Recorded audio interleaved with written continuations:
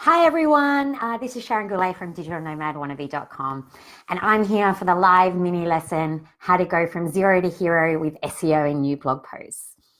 Now, as SEO months continues in Digital Nomad Wannabe Facebook group with my 10-step process for more blog traffic, which is exactly what you need to do when writing new blog posts.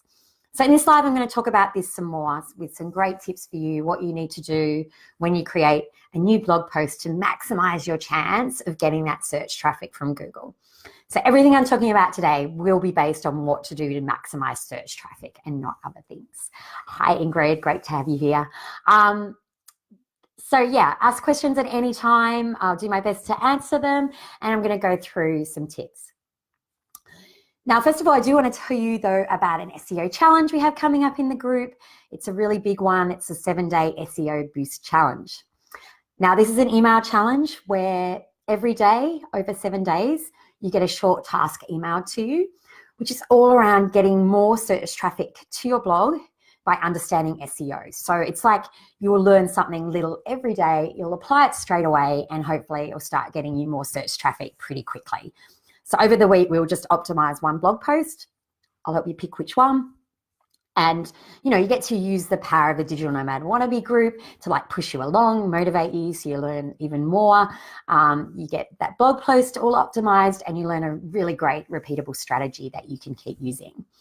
So you can sign up for that at digitalnomadwannabe.com/challenge. Okay, so just /challenge will take you to the page, and that doesn't start for another week. So if you're really busy right this moment, don't worry, you've got a week before this starts. But it's not too much work every day. I really recommend you take that on if you want to improve your search traffic. So let's talk about new blog posts though, because that's what I'm here about today. And I do want to thank the person in the DNW group. I wish I remembered who it was who suggested this blog post idea, because I think it's a really good one. Because I know everyone is busy. So the idea of my blog post this week and what I'm talking about today is to give you a simple process so that you know exactly what to do in order when creating new posts. Okay, to try and make it as easy as possible. Now, everything in these steps is based around two things. Now, the first thing is showing Google you have a great article on a certain topic by the way you write and you set up your page. So this is about using keywords, it's using subheadings, it's about not having errors in your articles. You know, everyone makes the occasional error. You know, Google's not going to put you, it's not going to de-index you for having an error, but if you have a lot of errors, it's definitely going to affect your rankings. It's about being really thorough and detailed in what you write about. It's about answering all the questions, it's about using a good meta description, all those types of things to show Google that you have a great article. And it's also making sure that when people get to your post, that they will stay there, that they find that great article. You know, it doesn't just look good to a machine, it looks good to people. It's easy to read, it's easy to skim. You know, it answers everyone's questions, it uses images, it loads fast, all these types of things. And if you can nail all of that, you'll be all right. Now, the reality is that these things aren't hard, but it does take longer to write fabulous articles compared to just writing whatever you feel like. And it might sound overly complicated when I just list all those different things I just listed. But that's why we follow a process, right? This is just 10 steps and I'm going to go through them. You can also go to the blog post where you can actually download a roadmap, and it just sort of has this stuff really summarized, so you can just use it like a checklist every time you write a new blog post. So you can find the article. I will put a link under when I stop talking. But if you just go to the digitalnomadwannabe.com homepage, you'll see it. It's the latest article. So like I said, the reality is it's not hard. It does take a bit of extra time, but as you get used to it, it gets faster and faster. The important thing, though, is to not just gloss over things and make sure you do every step. And, you know, you spend so much time writing blog posts anyway. Just spend that extra 10 minutes, make it that bit better, and, you know, get more traffic. I also think it's worth pointing out that writing, you know, to get search engine traffic and to really help people isn't actually about you. Okay, it's not about just what you feel like doing. It's about fulfilling your potential readers' needs when, in this case, you're focusing on a potential reader that's in Google searching. And, you know, I hear bloggers say all the time that their why is to help people. And the way to help people actually is to use techniques like this. It's to make sure people can find you. It's to make sure you're really helping them by answering all their questions. And it's not about just doing whatever you feel like, okay? It's about putting your ego to the side and realizing the best way to help people is actually to do research, do keyword research, look at what they want to know and give them the answers, and make it easy to find you so that, you can help them because they land on your site. So remove your ego and let these steps guide you to creating quality content. Now, the first step is about finding keywords, and I'm not going to jump into that today because, you can go read on the blog. There's lots of tutorials, there's videos on how to do this, and I talk about it a lot. So I want to move into some different steps today. But if you're not aware how to find keywords, definitely go to digitalnomadwannabe.com, read the tutorial, watch the video, and really learn, because you're always going to be stabbing in the dark with SEO until you really understand how to find keywords. And this isn't just looking at a competitive score or looking at what people search for. There's a whole process around it, and it's really important. So step 2 then, once you know your keywords, you know your main keywords, that's what the main thing your article is about, is to write your title. Now, titles. I think when people first start trying to do SEO, titles can be one of those things. It can suddenly feel really boring to use keywords in your title. Now, when you're writing your title, it doesn't just have to be keywords. You can put words around it. Like my latest blog post, I'm talking about in this, I'll have to look what the title was, but it's got keywords and it's got a bit. So my 10-step process for more blog traffic, how to optimize blogs for SEO. Right? So that's my whole title. My keywords are actually how to optimize blog posts for SEO. So I added more to it, and that's fine. You can do that. And that's what I would recommend, rather than just not using them or only using them in what Yoast calls the SEO title. So if you've seen the SEO title before in your blog posts, and I know some people do just write their keywords in there and then think they can write what they want in their title. Now, the SEO title is what appears in your browser. So if you're watching this right now and you're in a browser on your laptop or whatever, it probably says Facebook at the top, or Digital Nomad Wannabe, or something like that, right? Whatever it's saying at the top in that browser, that's what Yoast calls your SEO title. And it definitely helps having your keywords there. You definitely should have them. But it's also important to have it on the title on your page, that nice big heading. That means a lot to Google. And it's not just that. Like, a catchy heading can work really well for social media, but then a smarter thing to do can be to have a different social media title. Like, there's plugins that will let you do that. Or when you add it to Facebook, I think it lets you change the title. I know it does in some circumstances, and do it that way. Because it's powerful when people are looking for answers to their questions in Google. Seeing the words that they're using back at them just shows how relevant your article is. And if they're just skimming through results really quickly, think about how you go through Google. You may not notice a catchy title. You're just looking for what you want to find out. You're skimming for those words. So you're more likely to stop on an article where your words are given back to you than something clever that you might not take the time to read. So that's worth considering. Like I said to people listening, feel free to ask any questions, or just say hello. It's nice to know I'm not talking to myself. So moving on, step 3 is about your URL. So for your URL too, I recommend you use your main keyword. It's not really necessary to put your whole title in the URL. That's what WordPress tends to do by default if you set it up to do that. I often just put my keywords in the URL and remove the rest just to keep it short and snappy. Because the other bonus with your keywords in your URL is often Google shows your URL in search results. So it's just another place that people can see that your article is relevant for what they're looking for. Hi, Chelsea. Well, I hope you're following the tips as you're writing your new blog post. Hi, Jolie. Hope you're well. So yeah, it definitely is worth putting them in your URL as well. Because often people go, oh no, Google doesn't put much weight on the URL. For one, no one knows exactly what weight Google puts on anything. But it's also not just, these things aren't just about it helping you rank because you're using your keywords there, but it's also about thinking about when people see you in search results, helping them see that you're relevant. Because the more people click on you in search results, the higher Google is likely to put you in the search results. And obviously the more traffic you get, the more people click too. So it's obviously incredibly important. And this leads into step 4, which is your meta description. So this is something like Yoast or another plugin will let you do in WordPress, where you write a description of your blog post. And often, but not always, Google will show that in search results.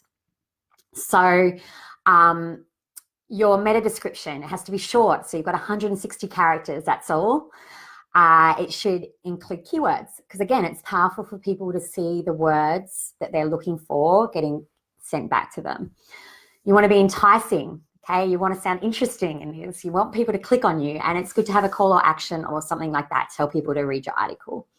Hi, Angela. I haven't talked to you in a very long time.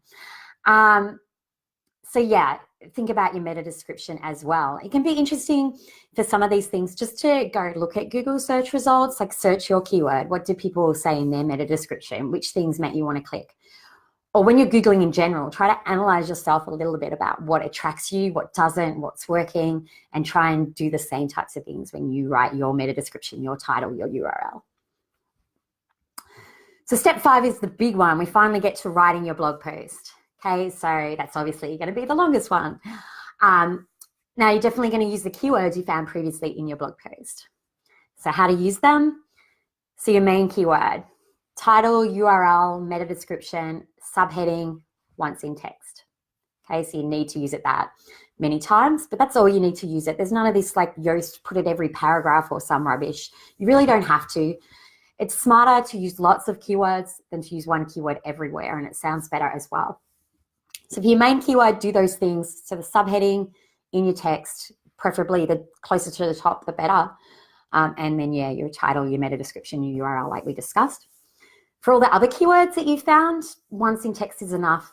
If there's one that, like maybe when you were trying to find your main keyword, you were tossing up between a couple, the other ones that you thought were extra good, if you can put them in a subheading, you know, that gives it a bit of a push as well.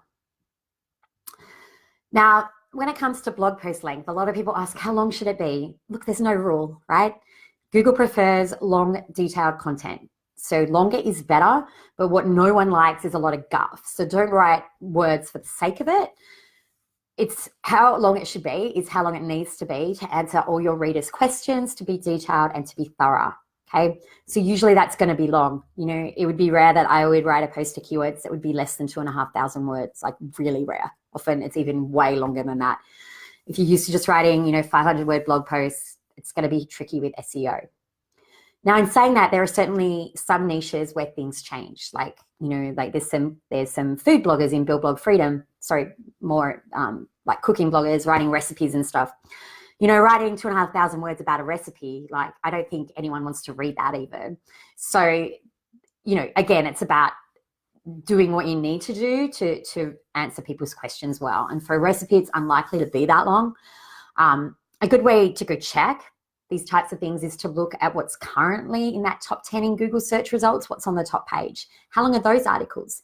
If they're all short, then Google's found that people like short articles for that keyword, and you're okay to do that. But you always want to be the best article as well. So if you can add a bit extra and add something that would really help people, that's going to be a bonus as well. Chelsea is saying, great tips on how much to use the keyword. Yoast shows the density and it always shows low. Happy to see I only need to use it a couple of times. Yeah, I completely turn off Yoast. I use Yoast for keyword analysis. I turn it off, and readability. I think it's a load of rubbish. It encourages like the old-fashioned way of using a keyword a lot when you really don't have to, and it stops you using like tons of keywords. Like when I'm talking about writing over 2,500 words, I'd be using 50 plus keywords in that article, right? And where the real power comes with getting a lot of search traffic is when you use all those keywords, because you'll start ranking for all this stuff. And that is more powerful than ranking really high just for one keyword, okay? If you can rank really, you get in that top page for like 100 keywords, it's much better than one keyword near the top. But yeah, so other than post length, subheadings. Use subheadings, use them well. Break up your article, okay? You really want to break up your article well with subheadings, images, things like that. Makes it easier to skim, makes it easier for people to find the bits they care about. And subheadings are also really good for keywords. It gives them like an extra boost. So use keywords and subheadings wherever you can. So yeah, they're a win in lots of ways. I like using a table of contents plugins on many of my sites. I don't in Digital Nomad Wannabe. I actually write it out myself because I want it formatted a certain way, and I don't write so much for SEO on Digital Nomad Wannabe, mainly because one, it's really competitive. Try writing about SEO. You can imagine who you're against. But but also because I have different goals. But when your goal is search traffic 100%, I recommend using a table of contents plugin. I think it's called Easy Table of Contents or Table of Contents Plus, one of those two. So that helps people skim as well, especially when you're writing long articles. And what it also does is it puts your subheadings on the page again. So if there was a keyword in those subheadings, then they're getting on the page again right at the top, which is a really good thing as well. So it's a win in many ways as well. I also recommend you keep your paragraphs really short. It's easier to skim and read. I'll talk about it in a minute how I proofread, but I try and keep my paragraphs so they're not more than a few lines. Okay, so when it's published, I'm looking on a laptop, it's not more than a few lines per paragraph. And even shorter on Digital Nomad Wannabe because I don't really use images. It was a bit different when I was travel blogging and you put images everywhere, that would break it up more. Digital Nomad Wannabe is very text-based, so short paragraphs are like really important. Now, step 6 is to add images. It breaks up that text, same type of thing. And it also, makes your article look better. A lot of people like images. It also depends what you're writing about. I'm writing about, adding keywords to a blog post. It's kind of hard to have a lot of images, but I put them where I can. Or for me, it can be more instructional, the images. When I'm writing travel, obviously you want pictures of stuff. It helps people visualize. It makes the article better. There's a million things. So how many images would depend on your niche and what you're writing about. But, it's a really good way to break up text and that. Videos are also really good if you have them, or even using other people's if they add to your content. Keeps people on the page longer. There's lots of bonuses to videos as well. Now, step 7 is to add external links.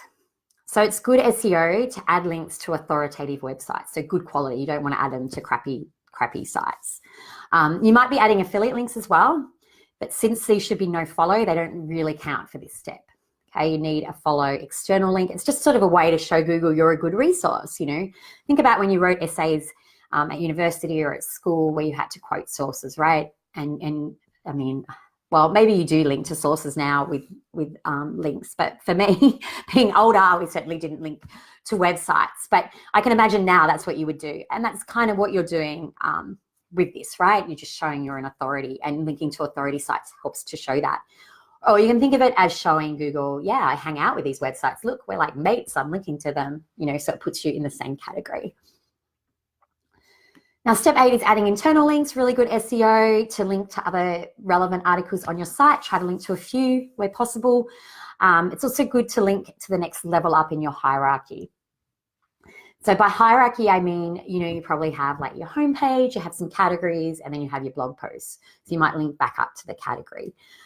So it's really good to do that type of thing as well. From an SEO perspective, it means if you get any links to that article, it helps pass around the benefit around your website.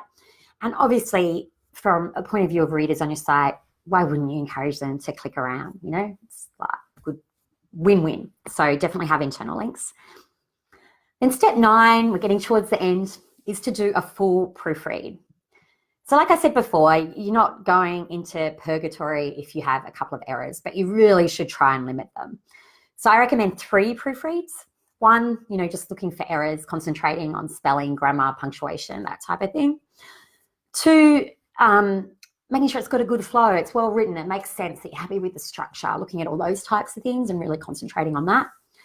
And then I always do a final one where I kind of like just scroll down slowly and just try and get an idea of how it looks. And this is where I want to make sure there's not big chunks of text, that I've highlighted bits of text that I want to stand out, that there's enough images, things like that. It's kind of hard to describe, but if you go to the actual blog post, I've got a video where I just show what I do and what I look for. But I find just doing a little skim like that at the end just helps me make sure that it kind of looks nice, that someone's not going to land there and think, oh my gosh, this is too hard, I can't read all this. It's like, like for me personally, if I land on a site and it's got like a chunk of text that big, I am totally turned off. I don't want to read that much. I want to be able to just skim nicely. So just do that little look through and make sure it looks okay. So Chelsea asks, what's the best way to write internal links? Do you click here to check out my blog post? it depends how much you want to direct people there. I tend to use a lot of my click here to read or for whatever, for affiliate links, or to get people to subscribe, because that's the main actions I want people to take. So I would save it for that rather than internal links. But yeah, you can definitely write that for internal links too. And I do sometimes. It just depends what action I want people to take. Often I'll just highlight it. Like I'll go, oh, you can also read, so say if it was travel, you can also read about things to do in Rome here, and how to get around Italy here if it was an Italy post. And I might just put the link on the here. But it doesn't really matter. What I would try and avoid a little bit is, like, someone was writing in the group recently how they went and changed all their internal links to have their keywords on them. Really try to avoid the links that you build yourself having your keywords on them, because a way to get penalized from Google, because it will look like you've done dodgy link building, is if all links to your site, including your internal ones, can factor into this, are on keywords, right? Because it just shows you're trying to link build. And it's not what happens naturally. But what does happen naturally if you're using a site like WordPress is, because you've used your keyword in your title, right, there are internal links all across your site on your keywords already. So whenever you do it yourself, try to avoid using your keywords in your anchor text, because it's easy to get over-optimized, they call it. So I wouldn't particularly worry about this. If you're trying to be natural about how you're doing your internal links, I'm sure they'll be fine. But like, yeah, don't feel like you need to put your keywords in your anchor text in your internal links, because it's already happening so much across your site. So I would avoid that. So yeah, now we hit the best step, which is to click publish. Everyone likes that feeling, I think. I know I do. Well, I do for like 2 seconds, and I'm like, oh, now I've got to go do all the sharing, and then I feel a little bit like, ugh. Hopefully you don't. Because yeah, at this point, I'd also recommend that you share it around on social media. That's good for SEO, good to get traffic, good for every reason. And you also add links from other posts to that post. So you do internal linking the other way around. Okay, that will help give it benefits of links from other places in your site, and it will also help get traffic there as well if people are already going to the related posts. So definitely do that too. Actually, it's funny just saying this. I'm like, oops, that blog post I'm just talking about, the how to optimize SEO, I forgot to do this step, so I'm going to be doing that after this. But yeah, try and make that part of your habit as well, to go to other posts and link. So as a general rule, I say try and link out to 3 posts and try and get 3 posts to link to the new one.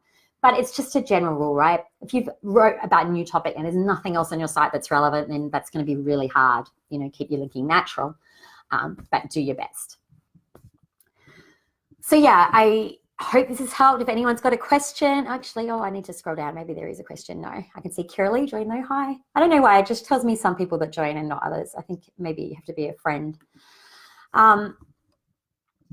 So yeah, I'm going to put the link to the blog post below, or you can find it on digitalnomadwannabe.com. I recommend you go there and you download the roadmap. So you get like a summary of all these steps. You can try and remember them, and don't make mistakes like me where I just realized I forgot a step myself. And definitely consider signing up for the SEO Boost Challenge next week. It'll be similar to this but different, because it's about optimizing an existing post. So it's a lot easier because you don't have to go write a whole new post. And optimizing a post really is the quickest way to start getting more traffic more quickly, because new posts, no matter how well you do all of this, often take a while to start going well in Google. That's just how Google works. Whereas optimizing an existing post is much more likely to happen a lot quicker. So great to talk to you all. Have a nice Thursday or Wednesday, depending on where you are. Join the challenge, and I'll see you online somewhere soon, I'm sure. And of course, ask questions if you're watching this later. I'll do my best to answer them.